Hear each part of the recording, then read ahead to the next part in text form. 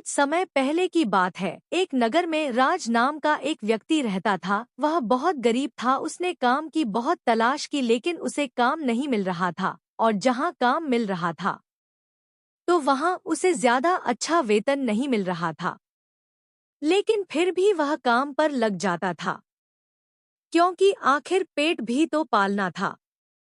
लेकिन कहते हैं ना कि यह दुनिया किसी की नहीं होती। अगर लोग आपकी मजबूरी जान लेते हैं तो वो लोग आपकी मजबूरी का फायदा उठाने लगते हैं। राज के साथ भी कुछ ऐसा ही हो रहा था। वह जहां भी जाता लोग उसका फायदा उठाने लगते थे। अब राज बहुत परेशान हो गया था। उसे कुछ समझ में नहीं आ रहा था कि अब वह क्या करे। तभी एक दिन राज के बचपन का मित्र कुछ समय के लिए गांव आया था। जब वह राज्य से मिला तो राज ने अपनी सारी कहानी अपने मित्र को सुनाई। राज के मित्र बहुत बुरा लगा, क्योंकि राज को बहुत मानता था। दोस्तों, आप लोग कहानी में खो जाएं, इससे पहले प्लीज वीडियो को लाइक करें और चैनल को सब्सक्राइब करके बेल आइकन घंटी पर दबाकर ऑल को जरूर सेलेक्ट कर ले। राज को बहुत मानता था। वह उसे दुखी नहीं देख सकता था। वह जानता था कि राज बहुत सीधा व्यक्ति है। इसी वजह से लोग उसका गलत फायदा उठाते हैं। उसने राज की मदद करते हुए कहा कि दोस्त, अब तुम्हें किसी के पास काम करने की कोई जरूरत नहीं है। मैं तुम्हें थोड़ा सा धन देता हूँ, जिससे तुम अपना खुद का एक छोटा सा व्यापार शुरू कर सकते हो। राज बहुत खुश हुआ और अपने मित्र को धन्यवाद करते हुए कहा, ठीक है दोस्त, मैं कल से ही कोई नया व्यापार शुरू कर देता हूँ। और फिर दूसरे दिन आज एक छोटा सा व्यापार शुरू कर देता है। अब राज बहुत खुश था। उसका व्यापार धीरे धीरे बढ़ने लगा था और कुछ समय के बाद राज व्यापार बहुत अच्छा चलने लगा था। अब वह अपने सारे शौक पूरे करने लगा था। उसको जो दिल करता है वह चीज खरीद लेता था। जहां मन करता वहां घूमने चला जाता था। ऐसे ही कुछ समय तक चला रहा। अब वह अपने व्यापार में ज्यादा समय नहीं दे पा रहा था, क्योंकि अब उसका सारा पैसा उसके शौक चीजों में जाने लगा था। धीरे धीरे अब वापस से राज बर्बाद होने लगा था। और ऐसे में ही चलते चलते कुछ समय बाद राज फिर से कंगाल हो गया था। अब तो उसके ऊपर बहुत सारा कर्ज भी हो गया था। राज को अब कुछ समझ नहीं आ रहा था कि अब वह क्या करे, कैसे लोगों का कर्ज चुकता करे। ऐसे ही सोचता रहता था और परेशान होता रहता था, लेकिन उससे कोई रास्ता नहीं नजर आ रहा था। तब उसने एक दिन फैसला किया कि इस परेशानी से निजात पाने के लिए सिर्फ एक ही रास्ता है, और वह रास्ता है आत्महत्या करने के लिए। नदी के पास पहुंच जाता है। अब वह अपना जीवन समाप्त करने ही वाला था।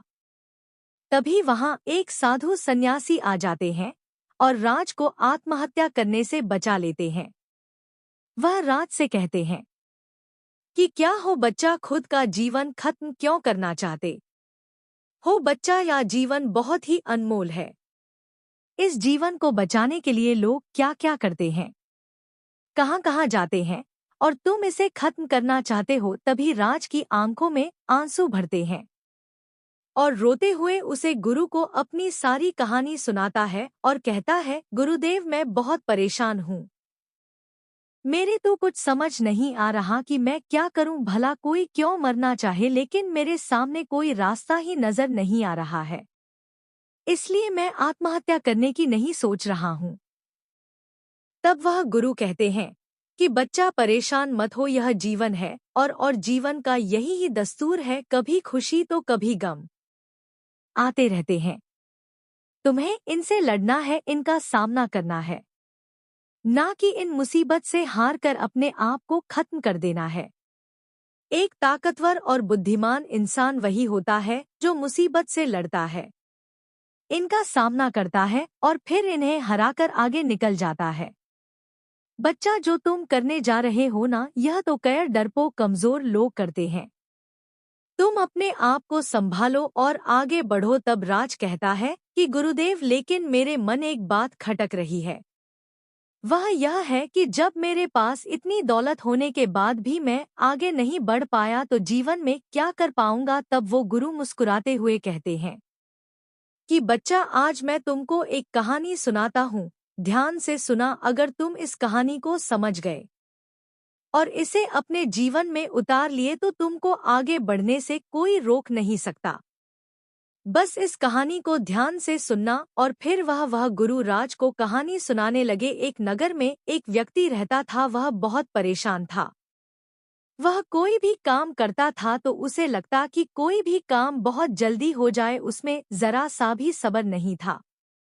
उसे हर चीज पाने की बहुत जल्दी रहती थी। इसी वजह से वह कहीं भी सफल नहीं हो पाता था और दिन प्रतिदिन और भी परेशान होता जा रहा था। तभी उसके एक मित्र ने उसे एक गुरु के बारे में बताया। उसने बताया कि उसे गुरु के पास सारी समस्याओं का समाधान रहता है।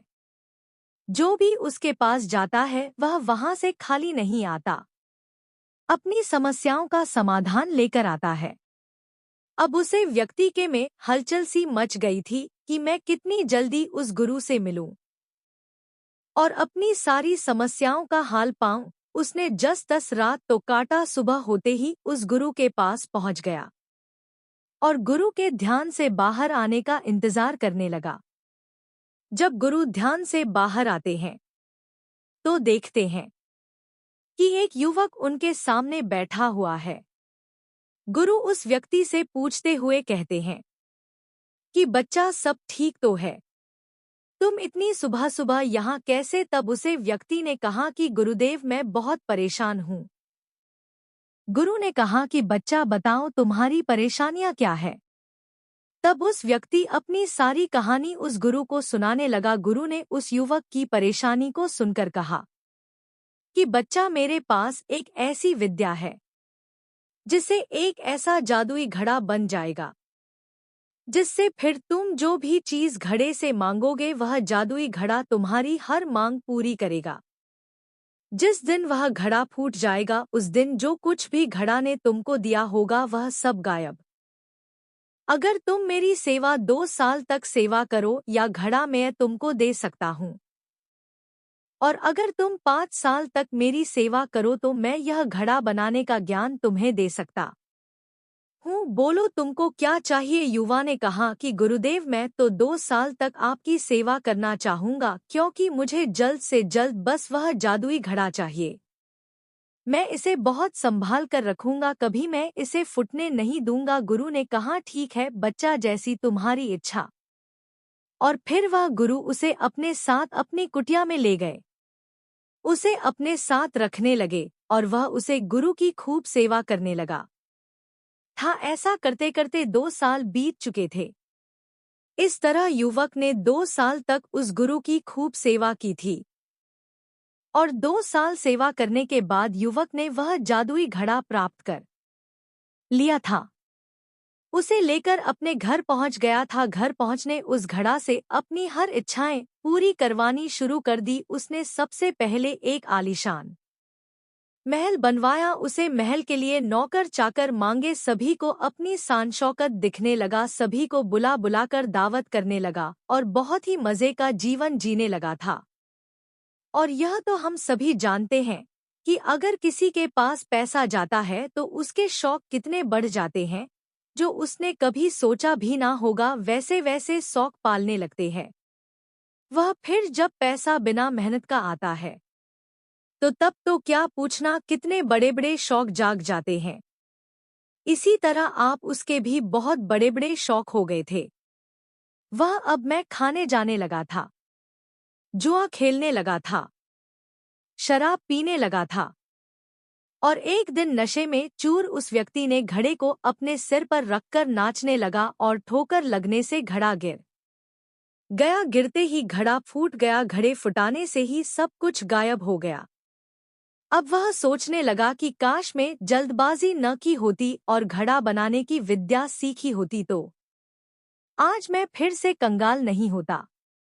एक बात कहते हैं, ना कि चिड़िया चुन गई सारा खेत, आप पछतावे कर क्या फायदा, जो होना था वह तो हो गया।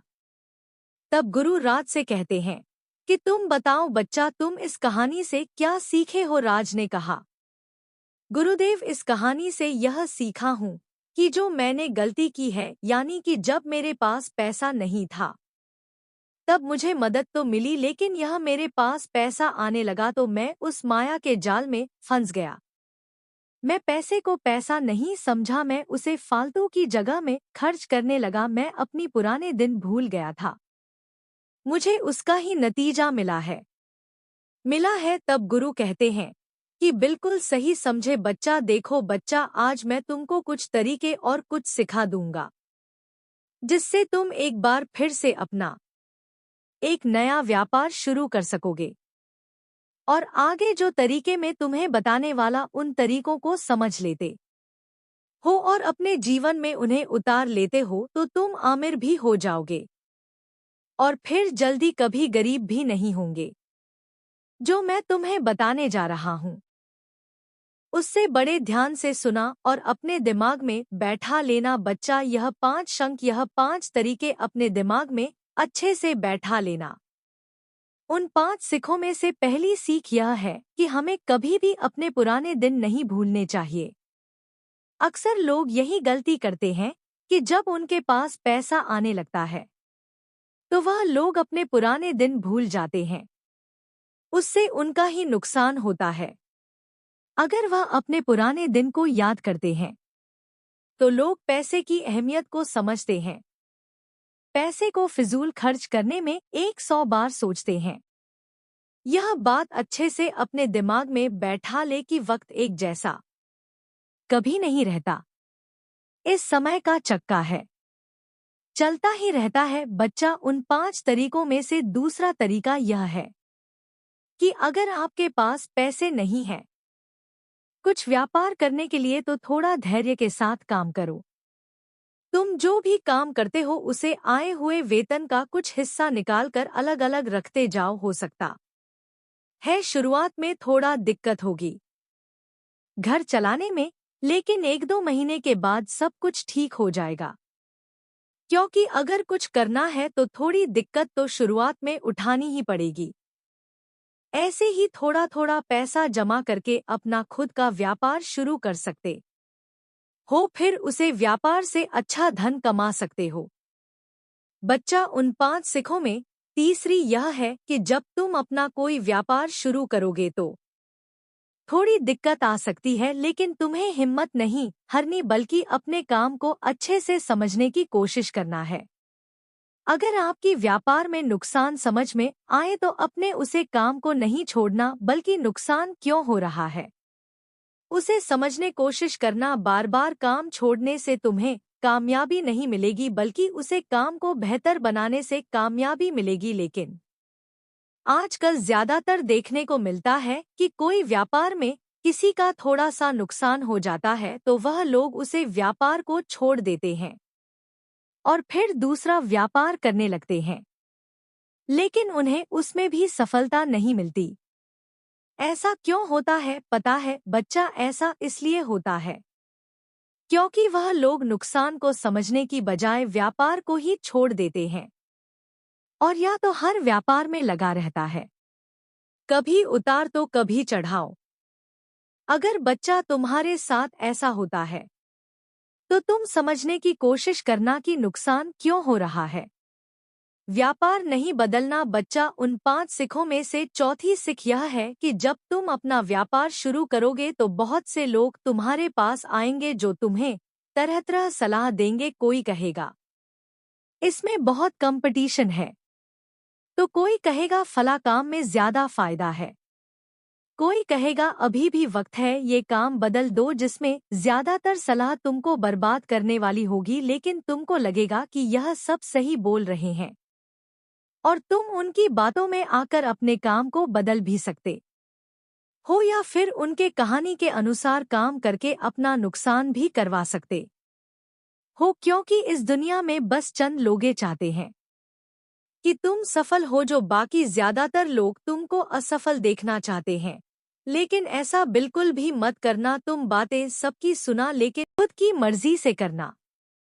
बच्चा, उन 5 सीखों में 5वीं और आखिरी यह है कि हमेशा धैर्य रखना। देखो बच्चा, एक कहावत है तो तुमने सुनी होगी, अगर नहीं सुनी तो अब सुनो। कहते हैं कि भिखारी को हमेशा जल्दी चाहिए और उतनी ही जल्दी उसे खत्म कर देता है। एक दिन मजदूर के शाम होते होते उसकी दिहाड़ी चाहिए, उसको पैसा दूसरे दिन ही खत्म हो जाता है। यानी नौकरी करने वाले को महीने में वेतन चाहिए और उसका पैसा महीना खत्म होते होते समाप्त हो जाता। लेकिन एक व्यापारी यानी बिजनेसमैन 5 सालों तक इंतजार करता है। सालों के बाद जब उसके पास पैसा आने का जरिया बन जाता है तो उसका पैसा कई पीढ़ी दर पीढ़ी चलता रहता है। जैसा तुमने अभी इस कहानी में सुना है, अगर 5 साल तक उसे गुरु की सेवा किया होता तो उसे घड़ा बनाने का ज्ञान प्राप्त हो जाता और फिर वह कभी भी गरीब नहीं होता। इस बात को तुम खुद से भी समझ सकते हो। अगर तुम थोड़ा सब कर लेते तो पैसे की अहमियत समझ लेते, पैसे को आने का एक मजबूत जरिया बना लेते तो तुम वापस से गरीब नहीं होते। मैं यह नहीं कहता कि तुम अपने शौक पूरे ना करो, लेकिन शौक पूरे तब करो जब तुम्हारे पास पैसा आने का एक मजबूत जरिया बन जाए। शौक पूरा करने से तुम्हारे काम पर कोई फर्क नहीं पड़े। जैसा ज्यादा खर्च हो जाए तो भी तुम्हें खास फर्क ना पड़े। फिर गुरु कहते हैं कि बच्चा, ऊपर वाला हमेशा 2 रास्ते पर रखता, एक जो बहुत ही आसान है और जल्दी वाला होता है, दूसरा मुश्किल है और लंबे समय वाला होता है। तब यह हमें सोचना है होता है कि हम किस रास्ते पर चलें। कोई भी काम जल्दी में करना अच्छा नहीं होता, बल्कि उसके लिए विषय में गहरा ज्ञान आपको अनुभवी बनता है और लंबे समय तक आपको लाभ देता रहता है। अब राज को गुरु की बात समझ आ गई थी। जीवन को लेकर बेहतर बनाने का तरीका पता चल गया था। राज ने गुरु को धन्यवाद किया और वहां से चला गया और एक नई शुरुआत करने में लग गया। तो दोस्तों, यह कहानी आपको लोगों को कैसी लगी कमेंट करके जरूर बताना।